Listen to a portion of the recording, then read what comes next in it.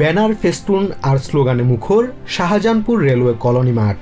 ঢাকা ৮ আসনের ধানের শীষের প্রার্থী মির্জা আব্বাসের সমর্থনে আয়োজিত এই জনসভায় সোমবার প্রধান অতিথি হিসেবে যোগ দেন বিএনপি চেয়ারম্যান তারেক রহমান। বক্তব্যে তিনি বলেন, মাঠের বক্তৃতায় হাততালি পাওয়া সহজ হলেও একটি রাষ্ট্র পরিচালনা করতে প্রয়োজন সুদূর প্রসারী পরিকল্পনা ও প্রশাসনিক প্রজ্ঞা। গত ১.৫ দশকে উন্নয়নের নামে মেগা প্রকল্পের অন্তরালে বড় অঙ্কের অর্থ পাচারের অভিযোগ তুলেন তারেক রহমান। তিনি দাবি করেন, প্রতি বছর দেশ থেকে $16 বিলিয়ন বিদেশে সরিয়ে নেওয়া হয়েছে।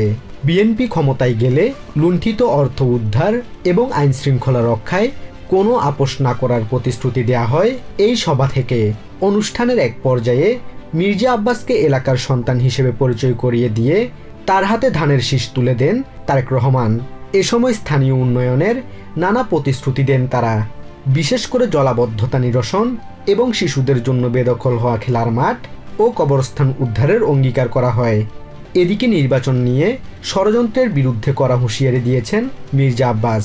তিনি বলেন, নির্বাচনে কোনো ধরনের ইঞ্জিনিয়ারিং বা কারচুপি সহ্য করা হবে না। এ সময় সরকারি ও বেসরকারি কোনো কর্মকর্তা যদি অরাজকতা সৃষ্টি করে তবে তাদের কাউকেই ছাড় দেওয়া হবে না বলেও সতর্ক করেন তিনি। ১৭ বছরের দীর্ঘ সংগ্রামের ফসল হিসেবে অর্জিত এই ভোটের অধিকার রক্ষায় ভোটারদের কেন্দ্র পাহারার আহ্বান জানান মির্জা আব্বাস। সবার শেষে তারেক রহমান আহ্বান জানান, আগামী ১২ ফেব্রুয়ারির ব্যালটে ধানের শীষকে জয়যুক্ত করে দেশ পুনর্গঠনের কাজে শরিক হওয়ার। Basudeb Nath, TVN24 news desk.